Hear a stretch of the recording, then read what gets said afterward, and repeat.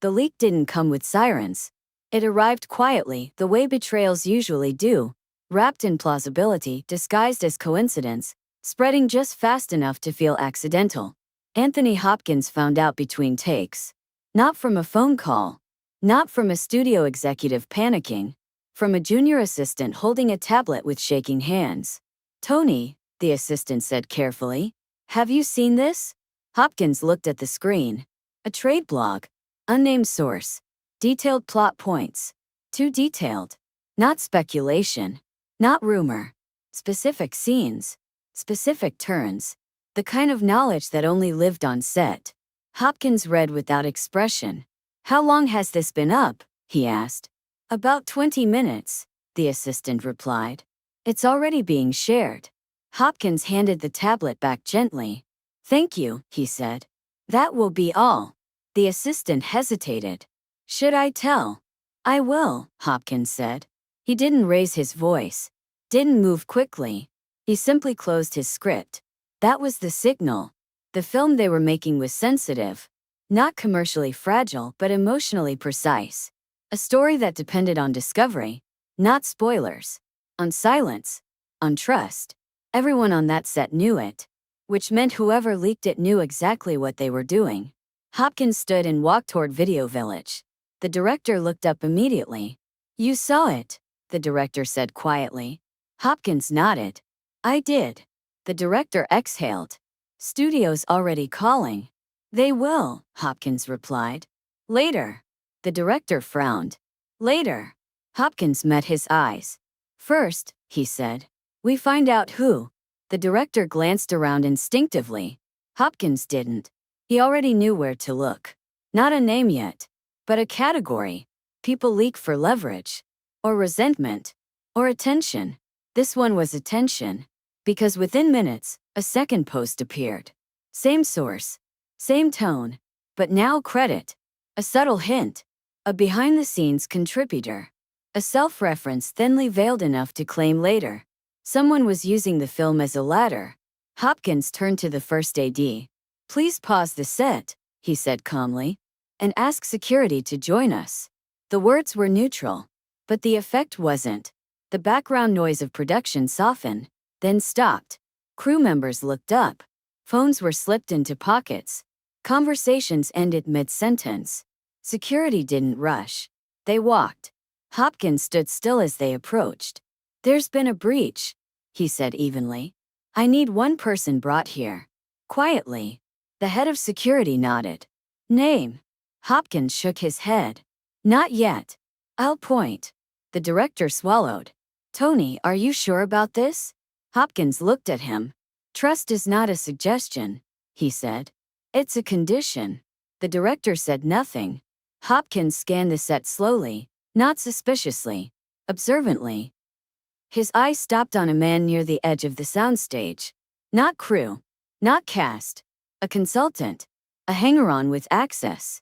Someone who'd been hovering just close enough to importance to feel included. The man noticed Hopkins looking. Smiled. That was the mistake. Hopkins nodded once. "Him," he said. Security moved. The man laughed nervously. "Hey, what's going on?" Security didn't answer. They guided him gently, but firmly, toward Hopkins. The set was silent now. "I think there's been a misunderstanding," the man said quickly. "I didn't do anything wrong." Hopkins studied him. "Have you spoken to the press today?" Hopkins asked. The man scoffed. "Of course not." Hopkins nodded. "Then you won't mind showing us your phone." The man stiffened. "I don't see how that's relevant," he said. Hopkins' voice remained level. "You're on private property," he said. "Working under a confidentiality agreement." The man swallowed. I was just sharing enthusiasm." Hopkins tilted his head slightly. "Enthusiasm doesn't include third-act revelations," he said. The man laughed weakly. "Come on. Everyone leaks a little. It builds buzz." Hopkins' gaze hardened, not angrily. "Precisely. This film doesn't require buzz," he said. "It requires respect." The man shifted. "You're overreacting." Hopkins shook his head. "No," he said. "I'm responding correctly." He turned to security. Please escort him off the property, Hopkins said. Immediately. The man's face flushed. You can't do that. Hopkins looked back at him. I already have, he said. The man's voice rose. Do you know who I am? Hopkins answered calmly. I know who you're not, he said. You're not trustworthy. That was enough. Security guided the man away as his protests echoed briefly, then disappeared. No applause followed. No commentary. The set resumed breathing slowly, as if coming out of a held breath. The director approached Hopkins. You didn't even ask the studio, he said quietly. Hopkins nodded. I didn't need to. You just removed someone for leaking a plot, the director said. Hopkins met his eyes. No, he said. I removed someone for using the work for himself. The director hesitated. There might be fallout. Hopkins shrugged faintly. There's always fallout when you enforce boundaries, he said. The question is whether you survive without them. Within the hour, the posts vanished. Deleted. Retracted. Accounts quiet. The studio called back. They didn't argue.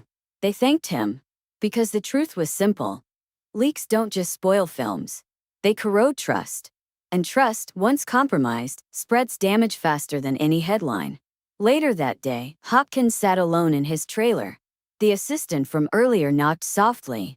Everything's calm now, the assistant said. Hopkins smiled faintly. It usually is afterward. The assistant hesitated. You didn't seem angry. Hopkins looked up. I wasn't, he said. Anger wastes time. Then why?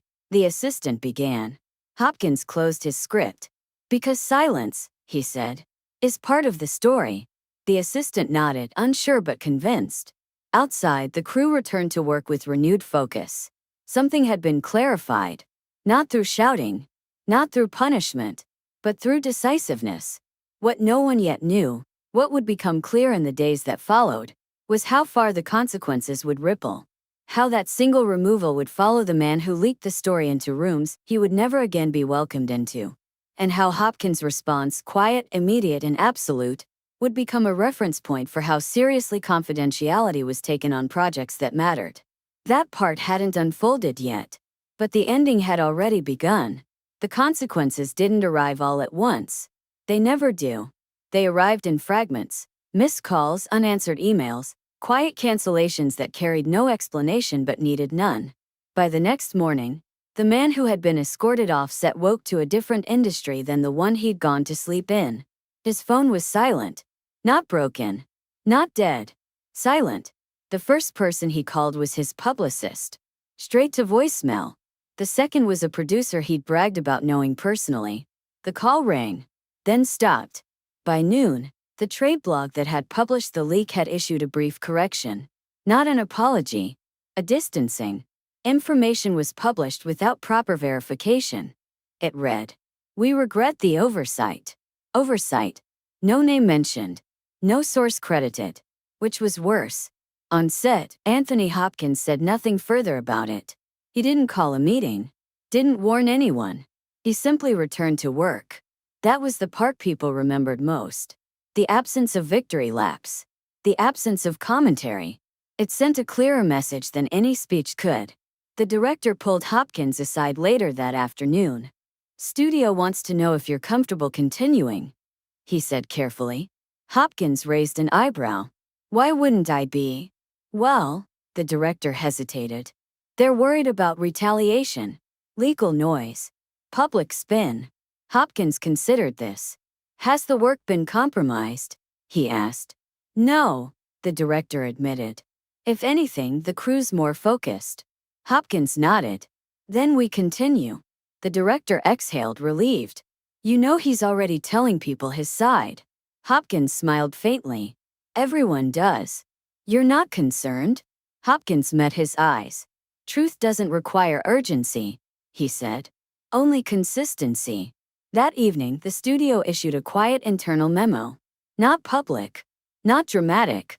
It reminded everyone on the project, cast, crew, consultants, that confidentiality was non-negotiable, and that breaches would result in immediate removal. No names. No finger pointing. But everyone knew why it existed. The man who leaked the plot tried to salvage the narrative. He framed it as a misunderstanding, claimed he'd been misrepresented, suggested Hopkins had overstepped. But something unusual happened. No one repeated it. The story didn't spread, because the people who mattered already understood what had happened and why. You don't leak a project built on trust. You don't use private work for personal spotlight. And you certainly don't do it when Anthony Hopkins is standing 10 feet away. Weeks passed. The film moved forward. Scenes landed. Performances deepened. The quiet intensity that had drawn everyone to the project in the first place returned. If anything, the atmosphere improved. Crew members felt protected. Actors felt respected. Boundaries had been clarified. One afternoon, a younger actor approached Hopkins between setups. "Can I ask you something?" he said hesitantly. Hopkins nodded. "Of course. Did you know who it was right away?" the actor asked. Hopkins considered the question. "I knew the behavior," he said. "The person revealed himself." The actor frowned. "How?" Hopkins gestured gently toward the set. "When someone believes proximity entitles them to importance," he said, "they eventually act on it." The actor nodded slowly. "So you weren't surprised?" Hopkins smiled faintly. "I was disappointed. There was a difference. Near the end of production, the studio held a small private screening for executives. No press. No critics. Just the work. The film played exactly as intended. Unspoiled, undisrupted. The final moments landed with the weight they'd always been meant to carry. After the lights came up, no one spoke for several seconds. Then an executive turned to Hopkins. "Thank you," she said quietly. Hopkins inclined his head. "For what?" "For protecting it," she replied. Hopkins paused. "It protects itself," he said. "We just get out of the way." The executive smiled. "Still, not everyone would have acted the way you did." Hopkins met her gaze. "Not everyone should," he said. The film was released months later. Audiences discovered it the way it was meant to be discovered, without spoilers, without anticipation poisoned by premature knowledge. Critics praised its restraint. Viewers spoke about its silence. No one mentioned the leak, because it hadn't mattered in the end. But in certain rooms, quiet ones far from headlines, the story was told differently. Not as gossip, as precedent. Remember when someone tried to leak that Hopkins film? Yeah, didn't end well. He didn't shout, just had him removed. Same day. The message was clear. If you want attention, build something worth protecting. If you want access, earn trust. And if you mistake proximity for permission, don't be surprised when the door closes behind you. Years later, during an interview, a journalist asked Hopkins about leaks in the industry. "Do they bother you?" she asked. Hopkins thought for a moment. "No," he said. "They clarify." "Clarify what?" "Who's there for the work?" Hopkins replied. "And who's there for themselves?" The journalist nodded. "And how do you deal with them?" Hopkins smiled faintly. "I don't," he said. "I removed the distraction." That was the truth. He hadn't punished anyone, hadn't sought revenge. He had simply protected the work. And in doing so, he reminded everyone watching, especially those hovering at the edges of importance, that trust is not a currency you can spend twice. Once it's gone, no amount of publicity can buy it back. The leak had been meant to elevate one person. Instead, it erased him. And Anthony Hopkins never mentioned his name again. Which, in that industry, is the most final ending there is.